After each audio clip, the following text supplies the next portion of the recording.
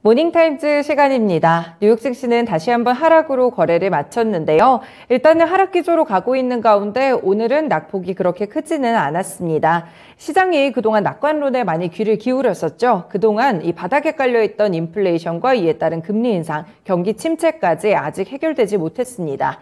결국에는 깔려있던 우려들이 다시 한번 위쪽 수면 위로 떠오르게 되면서 시장이 약세장으로 갈 것이라는 분위기 다시 한번 뚜렷해지는데요. 과연 이번 주에는 좀 예상대로 어두운 분위기로만 흘러가게 될지 수요일인 오늘 주 후반에 대한 전략들 좀 더 자세하게 보겠습니다.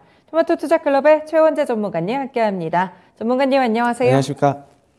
네, 뉴욕 증시 또 하락을 했습니다. 어떤 특징들이 있었을까요? 네, 역시 잭슨 홀 미팅 계속 기다리면서 긴축에 대한 우려가 시장을 지배하고 있습니다. 3대 지수 모두 하락으로 마감을 했는데요. 다우가 0.4% 하락, 나스닥은 약보합으로 마감을 했고 S&P 500은 0.2% 하락을 했습니다. 강세 종목을 보면은 빅테크 주식들 중에는 테슬라가 2.2% 상승했고요. 그 다음에 에너지 업종이 강세를 나타냈는데 옥시덴탈이 6.9% 상승했고 엑슨모빌이 4.2% 상승, 마라톤 오일이 4.3% 상승, 웬만한 다른 종목들도 대부분 3%대 강세를 나타냈습니다. 그리고 알루미늄 기업인 알코아가 5.6% 상승했고요. 그 다음에 원세미컨덕터, 차량용 반도체 기업이죠.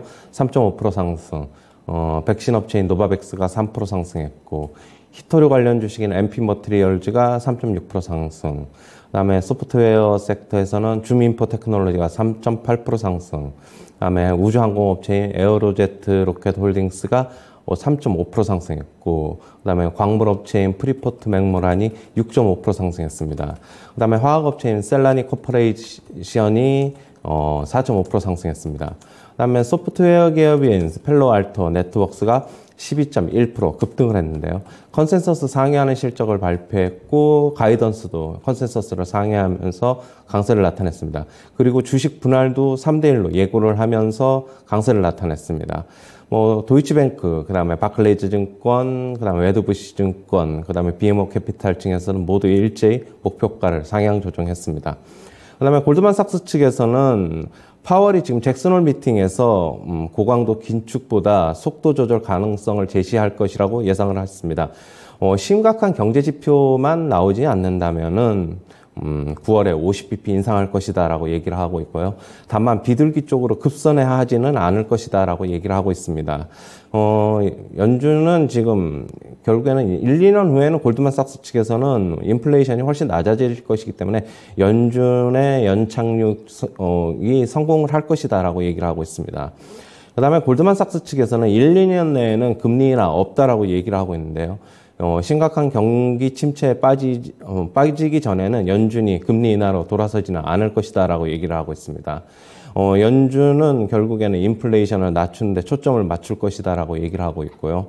인플레이션이 1년 후에는 훨씬 나아질 것이나 목표치를 즉 2%에는 훨씬 상회할 것이다 라고 얘기를 하면서 인플레이션이 목표치 2%로 떨어지기까지는 몇 년이 걸릴 수 있다라고 얘기를 하고 있습니다. 그 다음에 모건 스탠리 측에서는 주식시장이 아직 더 하락해야 한다라고 얘기를 하고 있는데요. 인플레이션, 경기 침체 위험, 기업 실적 전망 등에 대해서 오판을 하고 있다라고 얘기를 하고 있습니다. 특히 이제 기업 실적 전망 같은 경우에는 경기 침체가 현실화되면서 하향 조정이 본물을 이룰 것이다라고 얘기를 하고 있고요. 그 다음에 번스타인 측에서도 시장 더 떨어진다라고 얘기를 하고 있습니다. 아직 최악은 오지 않았다라고 얘기를 하고 있는데요. 그 이후로 97년 아시아 외환위기 이후에 어떤 약세장에서도 지금처럼 인플레이션이 높은 적이 없다. 같이 약세장과 인플레이션이 동시에 진행된 적이 없다라고 얘기를 하고 있습니다. 네, 결국 글로벌 IB들도 지금 나오는 예측들이 대체적으로 인플레이션이라든지 금리에 관한 그런 코멘트들이 많이 나오고 있습니다. 일단 주 후반에 결국 잭슨홀 미팅에서 파월 의장이 어떻게 나올지가 좀 중요한 것 같은데 골드만삭스 측 예상은 약간 달랐던 것 같아요. 어떻게 그렇죠. 좀 긴축보다 속도 조절을 예상을 하더라고요.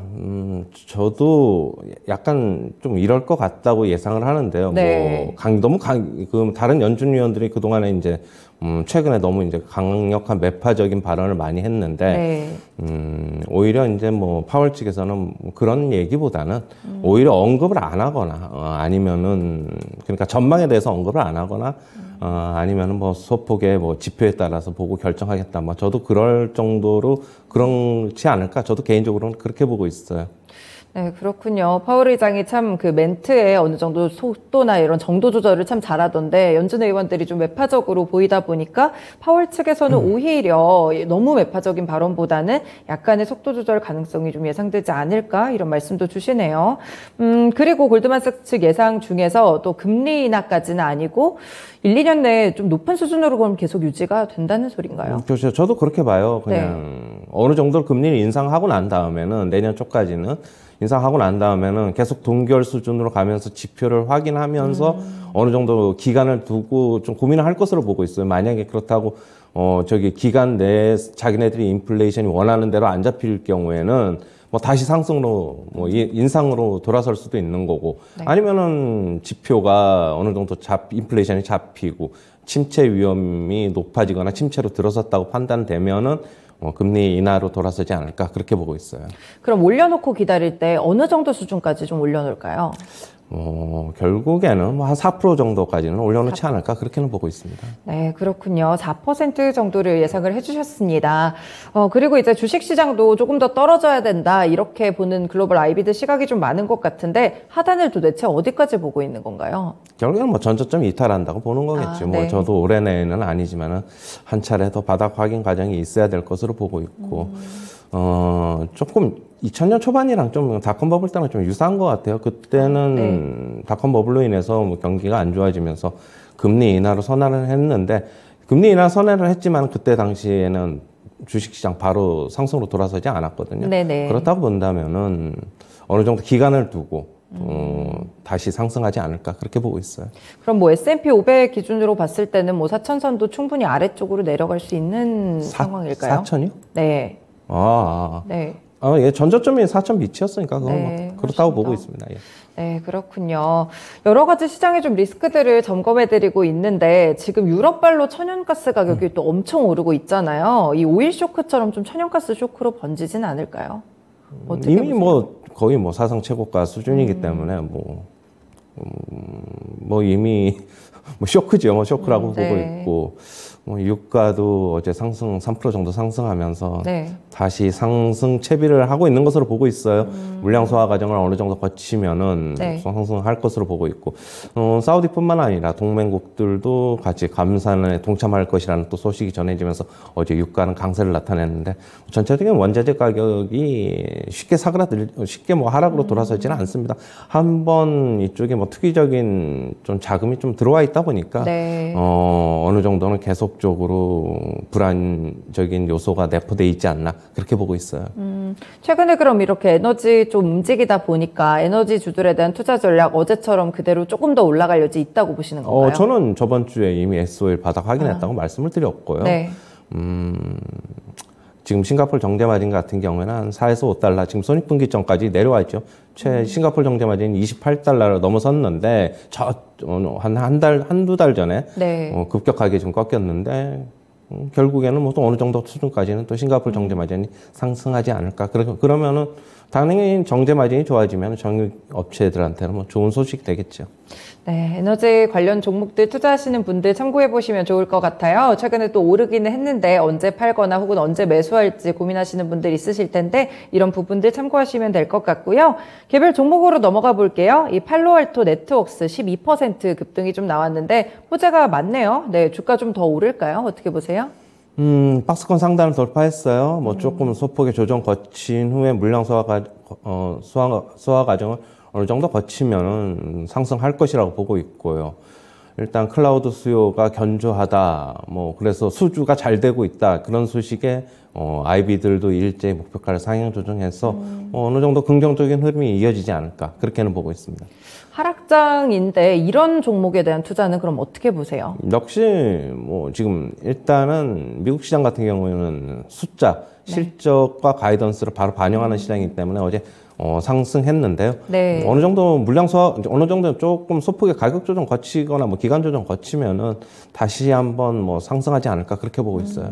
역시 펀더멘털이 좀 탄탄한 종목들 위주로는 미국 증시도 잘 좀 반영이 되는 것 같으니까 참고해 보시면 될 것 같고, 테슬라가 또 이렇게 주식 분할 얘기가 나와가지고 이제 현지 시간으로 25일부터 3분의 1 가격으로 거래가 되는데, 액면 분할 이후에 사실은 미국 증시에서는 많이 대체적으로 올라가잖아요. 네. 좀 이후 주가 흐름 어떻게 보시나요? 시장하고 같이 맞물릴 것이라고 보고 있어요. 개별적으로 움직인다기보다는 네. 지금 일단 착시 현상이 좀 나타날 것으로 보고는 있는데, $900짜리가 $300가 되니까. 네, 그렇죠. 그러면은 시장이 그러나 이제 어느 정도 시장하고 워낙 이제 큰 시가총액이 큰 기업이다 보니까 시장에 영향을 받을 것이다, 그렇게 보고 있습니다.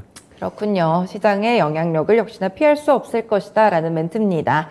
실적 시즌이 이제 슬슬 마무리가 좀 돼갑니다. 월가에서 보니까 빅테크 주식들에 대해서 그래도 긍정적인 의견을 계속 좀 주더라고요. 전문가님은 어떻게 생각하세요? 글쎄요, 일단 실적이 어느 정도 받쳐줘야 될 것으로 보고는 있는데, 네. 지수가 어느 정도 조정 과정이, 저는 단기적으로는 좀 마무리돼가는 과정이지 않느냐, 그러면은, 빅테크 주식들, 잭슨홀 미팅 이후에는 어느 정도는 좀 긍정적인 흐름이 나타나지 않을까, 저는 그렇게 보고 있습니다. 네, 일단은 이번 주 좀 기다렸다가 이후 흐름을 조금 타시면 될 것 같고요. 국내 시장 좀 오늘 어떨까요? 역시 전체적인 하루하루를 예상하기보다는 전체적인 네. 큰 틀을 좀 봐야 돼요. 네. 지금 기간적으로 하락하고 있는 추세다.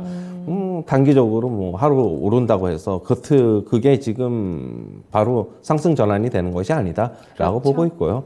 이번 주는 역시 조금 힘들다. 단기적으로 하루 정도는 또 다시 반등이 나올 수 있으나 큰 기간으로 보면은 역시 조금 더 조정 과정 거쳐야 된다, 그렇게 보고 있습니다.